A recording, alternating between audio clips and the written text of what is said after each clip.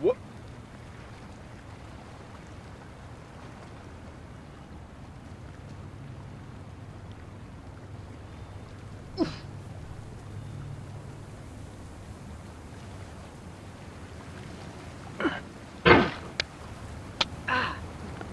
There's no feeling more intense than starting over. If you deleted your homework the day before it was due, as I have, or if you left your wallet at home and you have to go back after spending an hour in the commute. If you won some money at the casino and then put all your winnings on red but it came up black. If you got your best shirt dry cleaned before a wedding and then immediately dropped food on it. If you won an argument with a friend and then later discovered that they just returned to their original view. Starting over is harder than starting up. If you're not ready for that, like if you've already had a bad day, then what you're about to go through might be too much. Feel free to go away and come back. I'll be here. Alright, thanks for coming with me on this trip. I'll understand if you have to take a break at any point. Just find a safe place to stop and quit the game. And don't worry, I'll save your progress, always, even your mistakes. This game is a homage to a free game that came out in 2002, titled Sexy Hiking. The author of that game was Jazuo, a mysterious Czech designer who was known at the time as the father of B games. And B games are rough assemblages of found objects. Designers slap them together very quickly and freely, and they're often too rough and unfriendly to gain much of a following. They're built more for the joy of building them than as polished products.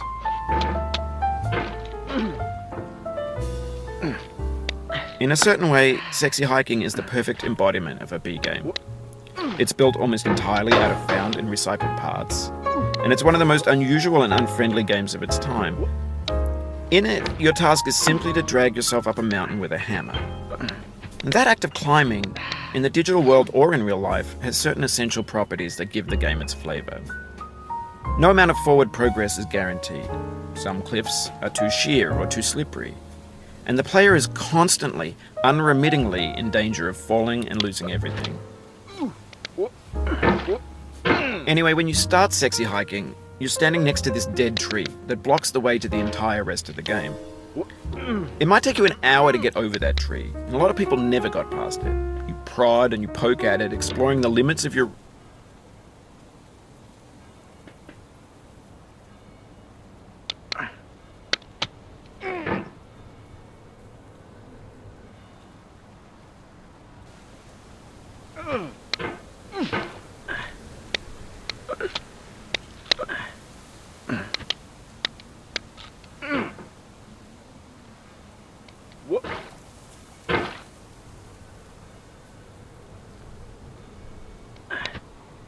The obstacles in Sexy Hiking are unyielding, and that makes the game uniquely frustrating. But I'm not sure Jazuo intended to make a frustrating game. The frustration is just essential to the act of climbing, and it's authentic to the process of building a game about climbing. A funny thing happened to me as I was building this mountain. I'd have an idea for a new obstacle, and I'd build it, test it, and it would usually turn out to be unreasonably hard. But I couldn't bring myself to make it easier. It already felt like my inability to get past the new obstacle was my fault as a player rather than as a builder. Imaginary mountains build themselves from our efforts to climb them, and it's our repeated attempts to reach the summit that turns those mountains into something real. When you're building a video game world, you're building with ideas, and that can be like working with quickset cement. You mold your ideas into a certain shape that can be played with, and in the process of playing with them, they begin to harden and set until they're immutable, like rock. And at that point, you can't change the world, not without breaking it into pieces and starting fresh with new ideas.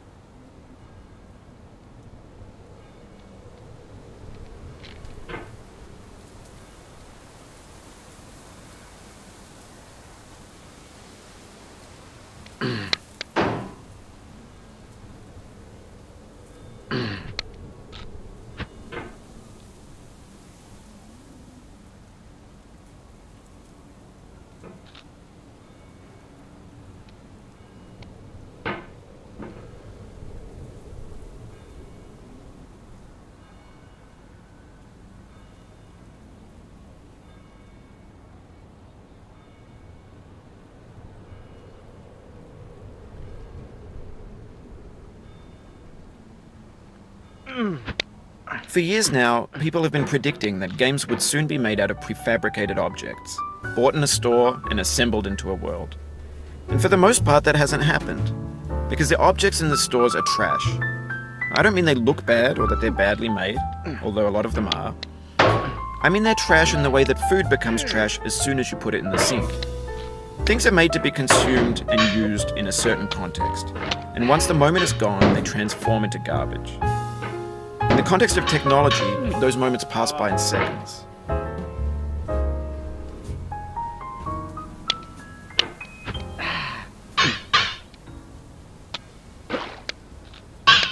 Over time, we've poured more and more refuse into this vast digital landfill that we call the internet. It now vastly outnumbers and outweighs the things that are fresh and untainted and unused. When everything around us is cultural trash, trash becomes the new medium, the lingua franca of the digital age. And you can build culture out of trash. But only trash culture. B games, B movies, B music, B philosophy.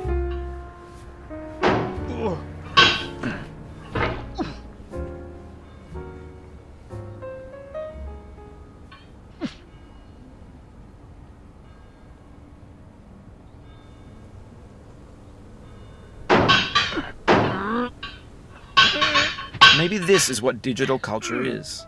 A monstrous mountain of trash, the ash heap of creativity's fountain. A landfill with everything we ever thought of in it. Grand, infinite, and unsorted.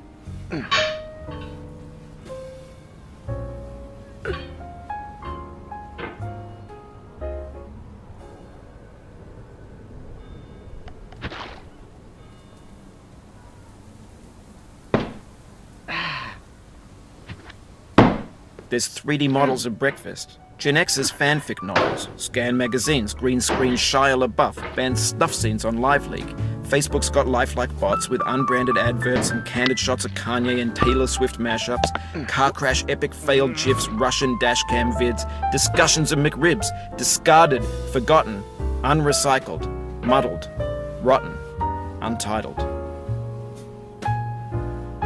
Everything's fresh for about 6 seconds, until some newer thing beckons, and we hit refresh. And there's years of persevering, disappearing into the pile, out of style, out of sight. What?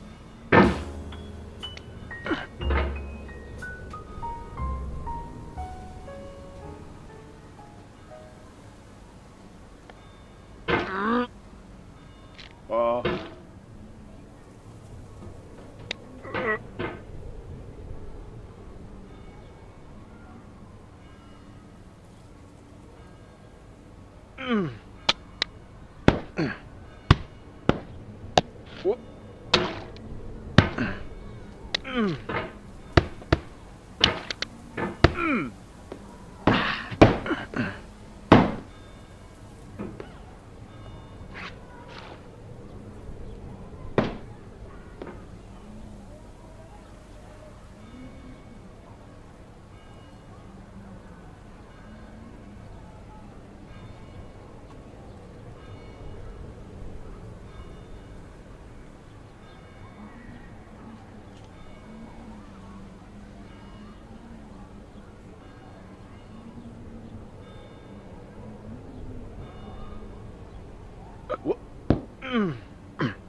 In this context, it's tempting to make friendly content that's gentle, that lets you churn through it but not earn it. Why make something demanding if it just gets piled up in the landfill, filed in with the bland things?